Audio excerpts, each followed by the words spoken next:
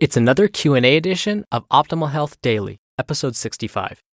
Get ready to maximize your potential with Optimal Health Daily, the podcast that brings you the best content in health, fitness, and nutrition 5 days a week. Your optimal life awaits. Now here's your host, Dr. Neal Malik. Hey everyone, happy Friday. Welcome back to Optimal Health Daily, where you can hear some popular blogs covering health and fitness, read to you by me, Dr. Neal. But on Fridays, I do something special. I take your audio questions from our website, oldpodcast.com, and play them right here, and then I answer them for you. Now, in case you're new here, I have my doctorate degree in public health. I'm also a registered dietitian nutritionist, and I'm a certified personal trainer, or in my case, exercise physiologist, same thing. And so I'm happy to answer any questions you have. I'm also lead faculty for a Masters of Nutrition program for wellness at Bastyr University in San Diego. Now, if you want to ask me a question, you can call in anytime.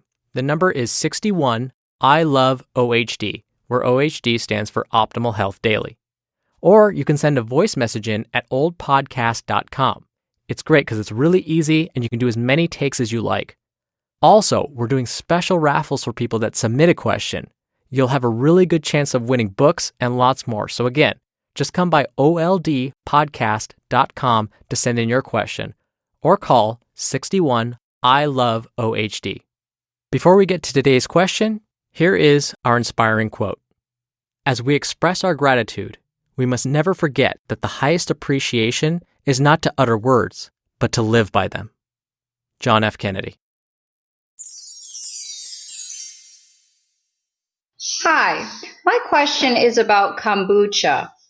I've been using kombucha now for over 6 months, and I'm not feeling any of the health benefits.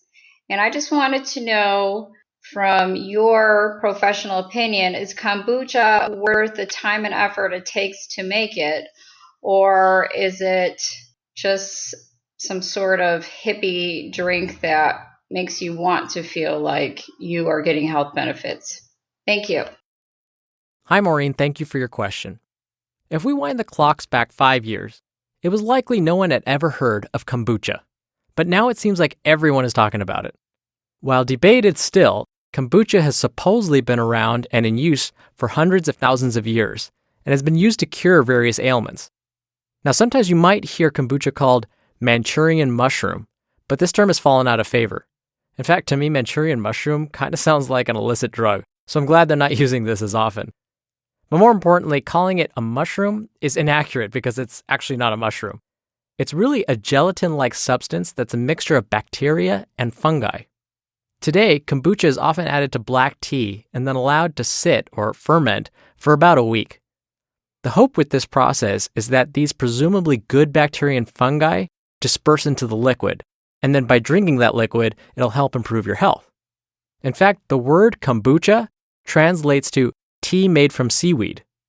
But this is also a bit of a misnomer because most commercially available kombucha tea has no seaweed in it. Go figure. As I mentioned, kombucha is basically made up of bacteria and fungi, and there are many different species of bacteria that exist and many different forms of fungi. So not all kombucha is created equal. The species of bacteria and fungi can vary depending on where and how it was grown.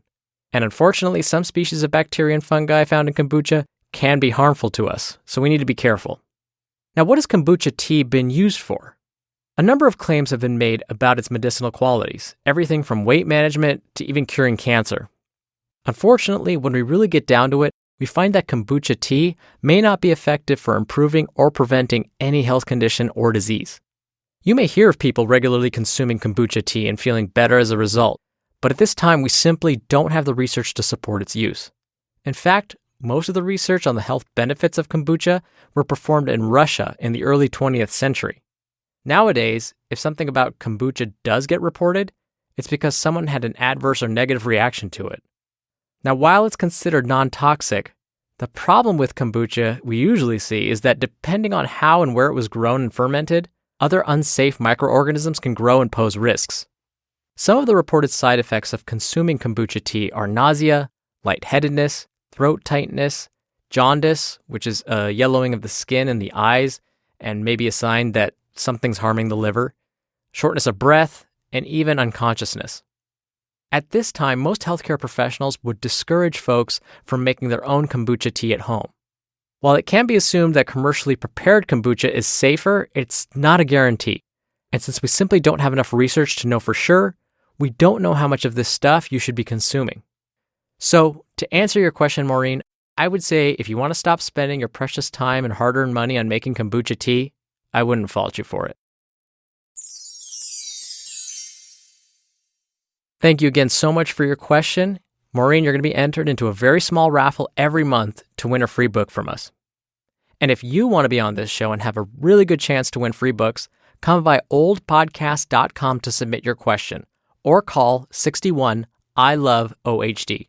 There's a good chance it'll be played and answered right here on the podcast. We just wrapped up 65 episodes of Optimal Health Daily. Thank you so much for your support. Thank you for sending in your questions. Definitely keep them coming. Thank you for sharing this podcast with someone. We're going to continue this show on Monday, where another post will be read to you by me and where your optimal life awaits. Hello, Life Optimizer. This is Neal Malik, creator and producer of this show and Optimal Living Daily, the brother podcast of this one. Literally, I'm Dr. Neal's brother. If you like the format of this show, you'll love Optimal Living Daily too, where I also read to you from blogs, but cover other topics like personal development, finance, and minimalism from bloggers like Derek Sivers, The Minimalists, Zen Habits, and many more. So for more amazing content read to you for free, come subscribe to Optimal Living Daily too, and together we'll optimize your life. You've been listening to Optimal Health Daily. Be sure to hit the subscribe button to stay up to date on each new episode, and head to oldpodcast.com. That's oldpodcast.com for a free gift, as well as more actionable tips and resources to help you maximize your potential. Thanks for joining us, and remember, your optimal life awaits.